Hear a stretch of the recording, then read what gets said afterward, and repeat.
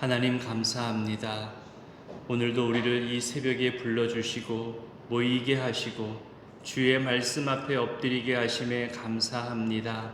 어제보다 오늘 더, 오늘보다 내일 더 주님과 가까워지기를 원합니다. 그러기 위해 오늘 이 하루도 주의 생명력 있고 운동력 있는 살아있는 말씀으로 우리를 이끌어 주옵소서. 날마다 나를 쳐서 복종하게 하는 순종의 태도를 갖게 하시고 우리의 언행과 헌신과 순종을 통해 복음이 드러나고 증거되어지며 우리로 은혜의 통로가 되게 하옵소서. 하나님, 헌신하고 수고하면서도 자기 것을 희생하면서도 그 무엇도 주장하지 않고 내세우지 않고 다른 이들을 위해 봉사하는 분들이 우리에게 있음에 감사합니다. 방금 부른 찬송의 가사처럼 예수 믿고 변한 나의 삶으로 그 은혜에 감사하며 전하는 증인의 삶으로 헌신하는 분들이 있습니다.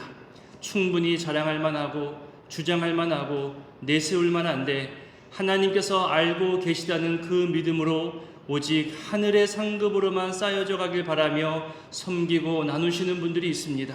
너무나 복된 분들, 그들이 말하지 않아도 알 수 있는 그 따뜻한 마음과 배려가 우리 안에 더욱 넘치게 하시고 또 그들의 헌신을 통해서 후배들이 힘을 얻고 위로와 격려를 얻으며 또 본받으며 또 다음 세대가 세워져 가고 있기에 하나님, 모든 헌신자들, 사랑으로 섬기고 수고하는 모든 사역자들에게 건강과 평안을 더하여 주옵소서. 이들의 수고와 헌신이 교회의 기둥과도 같이 되게 하옵소서. 하늘의 상급으로 쌓이는 것을 보게 하옵소서.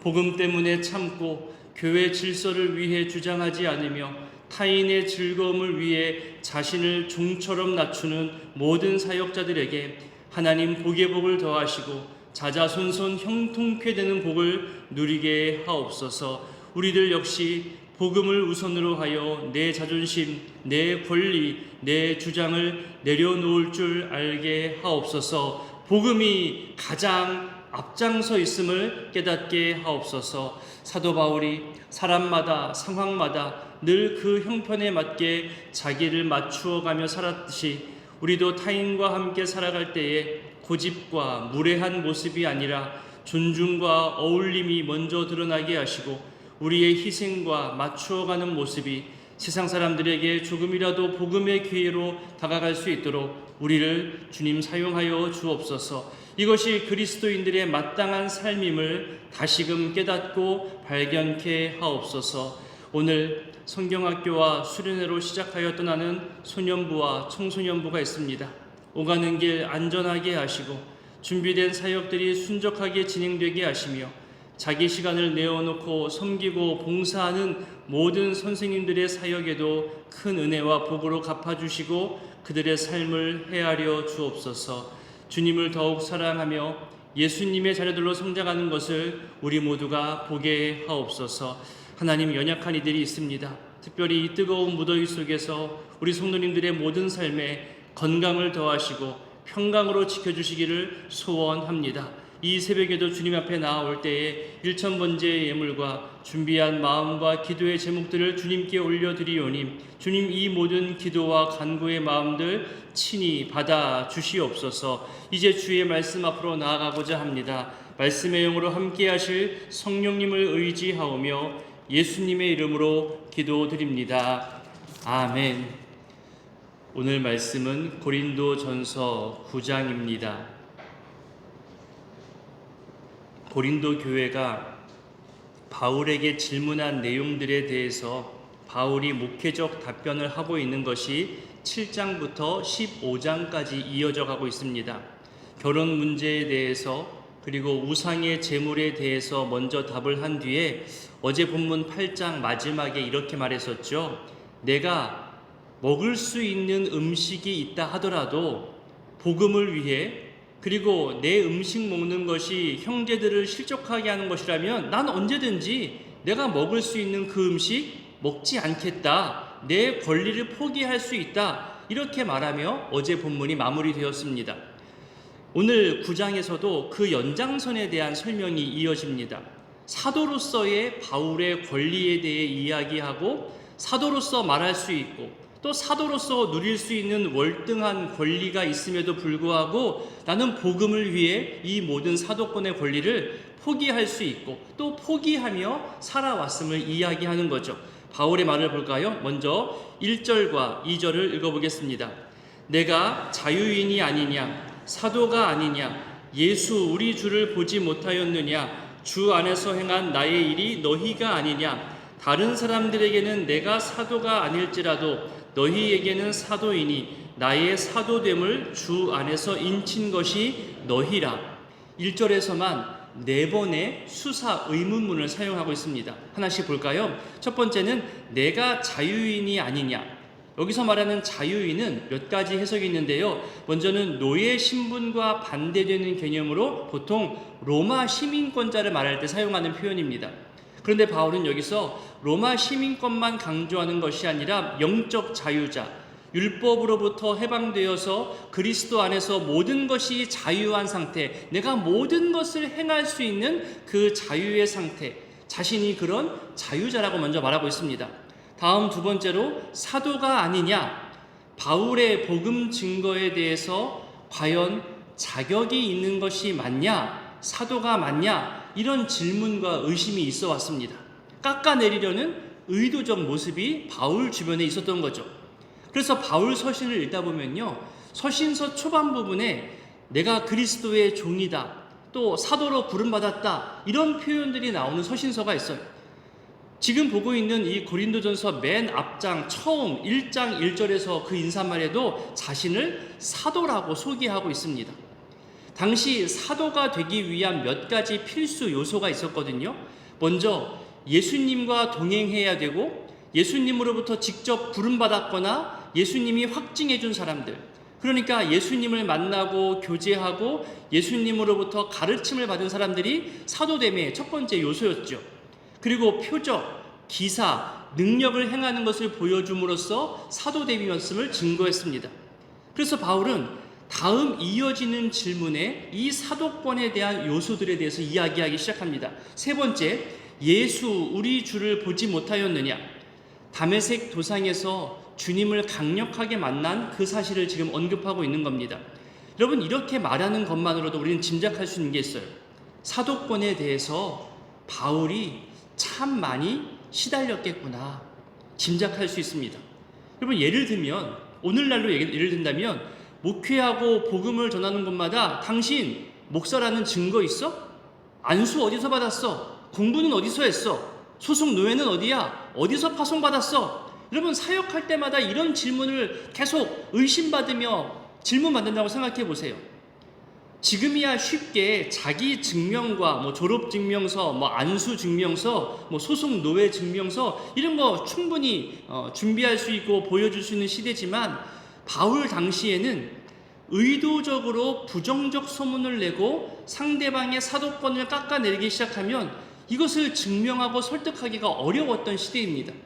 그래서 자신을 증명하거나 자신을 추천해주는 추천서를 늘 몸에 가지고 다녔죠. 아마 바울 서신을 읽다 보면 이 추천서에 관련된 내용들도 분명 한번 등장할 것입니다. 예수님이 살아계실 때 함께 동행한 흔적이 없다는 그 이유로 바울은 늘 이 사도권에 대해서 공격받았고 부정당해 왔습니다. 이것이 바울의 대적자들에게는 바울을 향한 공격거리이고 비난거리이고 의심을 하게 하는 주제가 된 거죠. 우리가 알다시피 바울은 부활하신 예수님과의 만남을 통해 이방인의 사도로 부름받았습니다. 바울은 그 예수님과의 만남 이후로 모든 삶이 바뀌었기 때문에 계속해서 이것으로 주장하고 있는 거죠. 고린도 교회가 세워진 것도 이런 나의 사도됨 때문에 가능했던 것 아니냐 하면서 자신의 사도권을 설명하고 있는 겁니다. 마지막 네 번째 질문, 주 안에서 행한 나의 일이 너희가 아니냐. 바로 너희 고린도 교회가 나의 사도됨의 증거라 말하는 거죠. 사도로서의 사역에서 성공적인 열매를 보여줘야 되는데요, 너희가 바로 그 열매다. 너희가 바로 나의 증거다. 사도된 나를 통해서 예수 그리스도를 믿고 따르는 교회가 세워진 것이라 말하고 있는 겁니다. 그래서 2절에 보니까 설사 주변의 다른 교회들이 나의 사도권을 문제 삼을 수 있다 할지라도 너희 고린도 교회만큼은 그럴 수 없는 거라고, 너희가 증거이자 열매라고, 너희의 사도가 나라고 강조하며 답하고 있는 거죠. 몇 번 말씀드렸다시피 고린도라는 도시가 타락한 도시들을 말할 때 빼놓을 수 없는 도시였던 것만큼 그렇게 고린도 지역이 음란, 성적 타락, 우상 숭배, 자기 자랑과 교만이 가득했던 곳이었는데, 그곳에서 바울을 통해 예수 그리스도의 복음이 증거되었고 또 교회가 세워졌다는 것 자체가 자신이 사도라는 것을 명확하게 증거할 수 있는 하나님의 은혜가 아니냐, 지금 이 말을 하고 있는 겁니다. 하나님께서 자기의 사도됨을 허락하지 않았다면, 하나님께서 내 사역을 허락해 주지 않았다면 고린도 교회라는 열매와 증거를 얻을 수 없었던 것이기 때문에 이 교회가 있다는 것 자체가 주 안에서 확실한 증거가 된다고 지금 말하고 있는 거죠.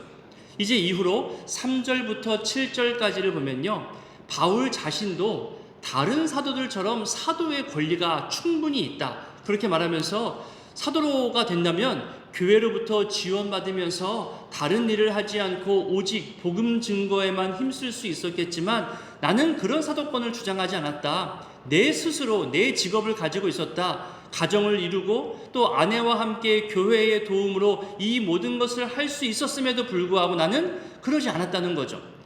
누가 자기 비용으로 군 복무할 수 있는 사람이 있겠냐는 이 7절의 표현은요, 바울이 자비량 선교를 하고 있음을 다시 한번 강조하고 있는 표현이기도 합니다. 그러면서 본인은 오직 복음 사역을 위해서 내세울 수 있는 사도의 권리를 스스로 절제하고 제한하고 있음을 말하고 있습니다. 우리 11절과 12절도 한번 읽어볼까요? 우리가 너희에게 신령한 것을 뿌렸은즉 너희의 육적인 것을 거두기로 과하다 하겠느냐? 다른 이들도 너희에게 이런 권리를 가졌거든 하물며 우리 일까 보냐? 그러나 우리가 이 권리를 쓰지 아니하고 범사에 참는 것은 그리스도의 복음에 아무 장애가 없게 하려 함이로다. 그러니까 사도로서 교회로부터의 생계 지원과 사역 지원을 받는 것이 마땅하고 당연함을 말합니다. 복음의 위대한 씨앗을 너희에게 뿌렸다면 너희로부터 육적인 것, 그러니까 세상을 살아가는 데 필요한 물질을 거두고 받는 것이 과한 것이 아니라 마땅한 것이다. 다른 사도들, 다른 사역자들도 다 지금 그렇게 하고 있다, 말하고 있는 거죠. 고린도 교회가 바울의 사도권뿐만이 아니라 복음 증거하는 데 있어서 충분한 존중과 배려와 지원을 하지 못한 것 같습니다. 사역자들이, 복음 증거자들이 주어진 형편 내에서 그 사명 감당하지만 그럼에도 부족함을 당할 때 그것을 얘기하기가 참 어려울 때가 있겠죠. 그때 교인들이 우리도 어려운데 무슨 사역자들까지 생각할 여유가 있어? 알아서 하겠지. 하나님이 챙겨주실 거야. 아니면 수많은 부자들이 개인 후원해 주겠지. 내가 신경 쓸 일인가? 그러면서 마치 누군가에게 떠넘기듯 하지만 아무도 책임지지 못할 때가 있거든요. 심지어 선한 마음으로 우리가 돕자, 우리가 지원하자 말을 했을 때 그 모든 부담을 본인이 먼저 감당해야 하기도 했기 때문에 선뜻 이런 말을 하기가 어려웠을 겁니다. 그런 점에서 바울이 지금 자신의 복음 사역에 있어서 다른 사람들이 마땅히 요구하고 받는 것, 나도 그럴 수 있었으나 나는 그러지 않았다, 참았다, 이야기하는 거죠. 그 이유가 뭐냐? 그리스도의 복음에 아무 장애가 없게 하려 함이라 했습니다. 이게 무슨 뜻일까요? 왜 이런 말을 하냐면요, 교회의 어려운 형편을 감안하면서 자기 사례를 받지 않았던 것인데, 이것을 가지고 어떤 평가가 나왔냐 하면, 사도가 아니니까 떳떳하게 요구하지 못한 거 아니야? 사도가 아니니까 받을 수 있는 것도 못 받은 거 아니야? 온전한 사도가 아니니까 흠이 있고 사도로서의 자격이나 필수 요소를 다 못 갖고 있으니까 본인 스스로 찔려서 이런 사역비를 요구하지 못하는 거 아니냐? 이런 부정적 시각과 판단이 나타난 거죠. 고린도 교회를 개척해서 세운 사도인데, 오늘날로 개척 목사, 설립 목사라고 불리우는 건데, 그 마땅한 권한과 권리와 당연한 요구들을 바울은 말하지 않았다는 거예요. 그러면서 그 이유를 설명하는데, 그런 오해하지 말아라.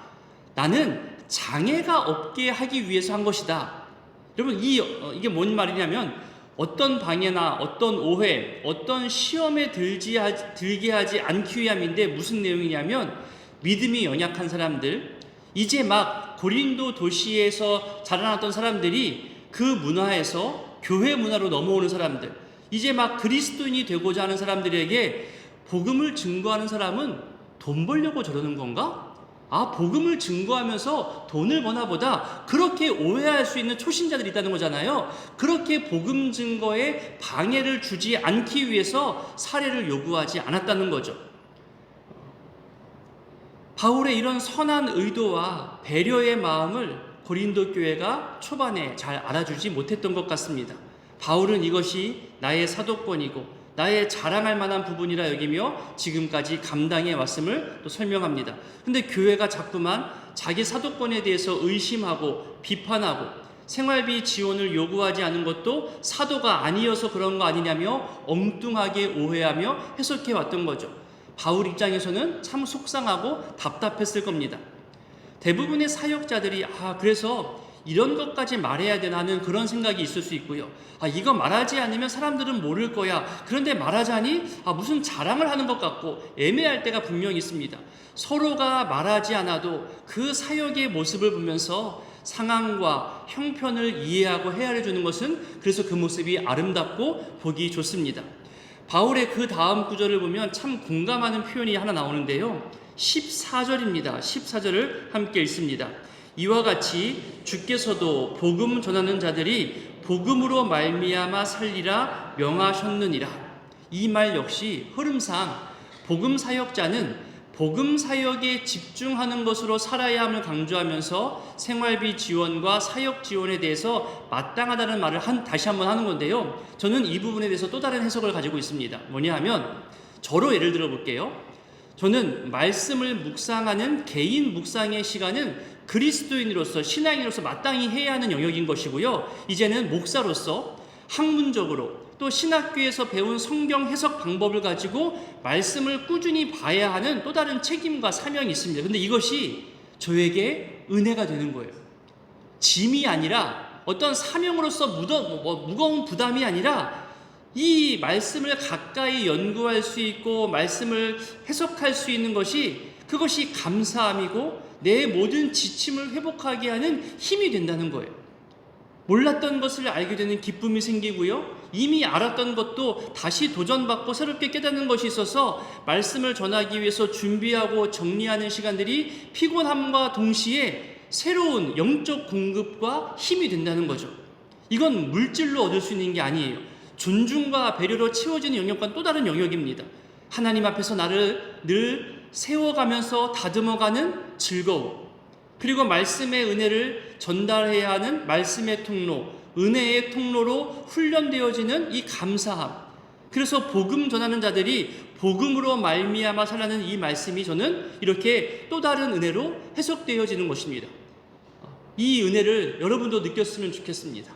말씀을 가까이 하면서 말씀을 늘 새롭게 묵상하면서 내 삶을 다스려가고 훈련시키는 이것이 부담이 아니라 정말로 큰 즐거움이구나, 내가 하나님 앞에서 다듬어져 가고 있구나, 이 모습이 우리 모두에게도 큰 감사와 즐거움으로 또 느껴지게 될 수 있기를 그렇게 기도하며 소원하고 있습니다. 여러분들이 그래서 우리 말씀 증거하는 목사님들을 위해서 기도하실 때 주의 말씀을 증언할 때 담대하게 하시고 생명의 말씀으로 세밀한 힘과 쉼을 얻는 시간들이 주어지도록, 그리고 그렇게 얻은 은혜의 능력을 온전히 증거하는 말씀의 사역자들 되도록 그렇게 기도해 주시면 더 감사하겠습니다. 이제 바울이 자신의 사도권과 관련하여서 또 그리고 자기가 사람들과의 만남과 관계에 있어서 어떤 자세, 어떤 태도를 가지고 있는지를 설명하는데요. 우리 먼저 17절부터 19절까지를 읽어보겠습니다. 내가 내 자의로 이것을 행하면 상을 얻으려니와 내가 자의로 아니한다 할지라도 나는 사명을 받았노라. 그런즉 내 상이 무엇이냐? 내가 복음을 전할 때에 값없이 전하고 복음으로 말미암아 내게 있는 권리를 다 쓰지 아니하는 이것이로다. 내가 모든 사람에게서 자유로우나 스스로 모든 사람에게 종이 된 것은 더 많은 사람을 얻고자 함이라. 사도권을 주장하지 않는 것은 진정한 상급을 위해서라고 말하는 거죠. 사람으로부터 받는 상도 너무나 중요하지만 필요하지만 결국 우리는 모두가 다 주님 앞에 사명자로 살아가고 있는 것이고, 그리고 그 사명을 다할 때에 하늘의 상급을 쌓아가고 있는 존재라는 것을 바울이 말해주고 있는 거죠. 이 땅에서의 필요를 공급받는 것, 이 땅에서의 칭찬을 받는 것, 그것도 중요하지만 우리는 결국 하늘의 상급을 쌓는 사람들, 영원한 하늘나라 백성으로 살아가는 사람들임을 말해주고 있는 겁니다. 그래서 20절부터 보면요, 바울은 유대인들에게는 유대인처럼 대했고 이방인들에게는 이방인처럼 대했고 여러 다양한 상황에 맞게끔 내 자신을 주장하기보다는 상대방에게 맞추어가는 이유를 말하죠. 바로 상대방의 구원을 위한 목적이기 때문입니다. 어떻게 말하는지 볼까요? 22절과 23절을 읽겠습니다. 약한 자들에게 내가 약한 자와 같이 된 것은 약한 자들을 얻고자 함이요, 내가 여러 사람에게 여러 모습이 된 것은 아무쪼록 몇 사람이라도 구원하고자 함이니, 내가 복음을 위하여 모든 것을 행함은 복음에 참여하고자 함이라. 그리스도로 인해서 스스로 참된 자유자가 된 바울입니다. 모든 것이 가하게 된 자유자의 상태인데, 내게 주어진 그 자유의지와 자유로운 행위를 가지고 다시 나를 제한한다는 거예요. 자유로운 권리를 요구하지 않고 오히려 제한된 종의 모습으로 살아가는 그 이유, 바로 다른 사람의 구원을 위해서라고 말하고 있습니다. 바울의 태도, 바울의 희생에 대해서 우리는 발견할 수 있습니다. 자기 것을 가지고 자기 마음대로 사용하는 것이 뭐가 문제입니까? 이렇게 말하는 오늘날의 시대 문화 속에서 자기 것으로 주장하지 않고 내 것, 내 자유, 내 권한으로 오히려 나를 위함이 아니라 다른 사람을 위해 사용하면서 살리고 구원하는데 그렇게 자기 것을 쓰는 사람들이 있잖아요. 그런 사람들이 모이고 그런 사람들이 선한 영향력을 발휘하면 너무나 또 아름다운 모습이 나타나게 됩니다. 우리 교회가 그런 모습이 되었으면 좋겠습니다. 모든 사역자들이 내가 받을 것으로 먼저 이야기하는 것이 아니라 다른 이들을 위해 먼저 내 자유와 권한을 사용할 수 있는 그런 모습 되기를 원합니다. 그것이 기쁨이고 하늘의 상급이 됨을 우리 기억하면서 이 어려운 시기들을, 이 무더운 시기들을, 또 참아내야 하는 모든 사명감들을 능히 감당해내는 우리 모두가 되기를 소원합니다. 오늘 말씀의 결론과도 같은 부분이 있는데요, 25절부터 27절까지를 읽어보겠습니다. 이기기를 다투는 자마다 모든 일에 절제하나니 그들은 썩을 승리자의 관을 얻고자 하되 우리는 썩지 아니할 것을 얻고자 하노라. 그러므로 나는 다름질하기를 향방 없는 것 같이 아니하고 싸우기를 허공을 치는 것 같이 아니하며 내가 내 몸을 쳐 복종하게 함은 내가 남에게 전파한 후에 자신이 도리어 버림을 당할까 두려워함이로다. 자, 무언가 자기 경험과 자기 지식으로, 자기 힘과 권한으로 말하고 싶고 주장하고 싶더라도 절제하려는 거예요. 정작 진짜로 해야 할 경기에서 이기기 위해 평소의 절제가 중요함을 지금 말하고 있는 겁니다. 맨 끝절을 보세요. 매일매일 그렇게 자신을 쳐서 복종하게 하는 훈련을 바울도 지금 감당하고 있다는 거죠. 왜냐하면 내 권한, 내 주장, 내 힘을 드러내는 순간 복음을 증거한 다음에 사람들을 실족하게 할 수도 있고 정작 하늘의 상급에서 버림받을 수도 있을 것을 생각하니까 늘 조심하겠다는 겁니다. 자유가 주어질수록 책임이 생기고 권한이 생기고 힘이 생겨날수록 더욱 조심하고 절제하는 것이 그것이 맞습니다. 오늘 말씀들을 기억하며 기도하실 때에 바울을 피곤하게 하고 엉뚱한 주제로 공격하고 비난하면서 복음 사역을 힘들게 하는 사람들이 있었음을 우리는 발견할 수 있었습니다. 자신은 아무 의미 없이 한 말이라 할지라도, 그냥 내 경험으로 한 말이라 할지라도 한 사람의 힘과 에너지를 무참히 빼앗는 말이 될 수 있다는 것을 여러분 아시고, 내가 가진 자리, 내가 가진 위치에서 늘 말의 영향력을 생각해 보았으면 좋겠습니다. 나에게 익숙한 말이 아니라 다른 사람에게 은혜의 말로 들려지게 하는 그 언행을 연습하고 훈련하는 것이 그래서 중요합니다. 또 바울의 표현처럼 늘 자기 자신을 쳐서 복종하게 하는 훈련을 우리 즐거움으로 감당했으면 좋겠습니다.